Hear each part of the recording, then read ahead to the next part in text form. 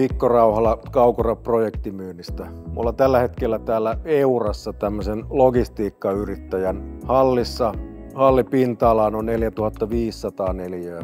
Ja tänne valittiin Jäsby Basic XL ilmavesilämpöpumppujärjestelmä lämmitysmuodoksi. Kaukorahan toimittaa tämmöiseen hankkeeseen ulkoyksiköt, telineet, sähkökattilat, varaajat, kaikki peruskomponentit, mitä me tarvitaan tähän lämmön tuotantoon. Ja urakoitsijan kanssa ollaan hyvin tiiviissä yhteistyössä sitten alkaa ihan alusta lähtien. Pyritään sitten saamaan mahdollisimman hyvä lopputulos tälle loppukäyttäjälle.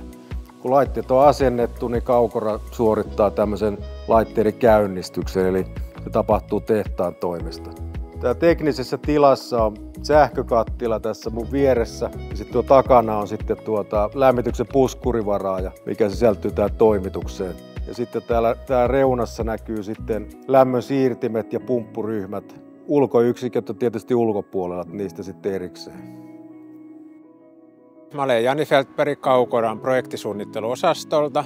Me ollaan nyt tässä Euran ulkoyksiköiden Basic XL ulkoyksiköiden vieressä.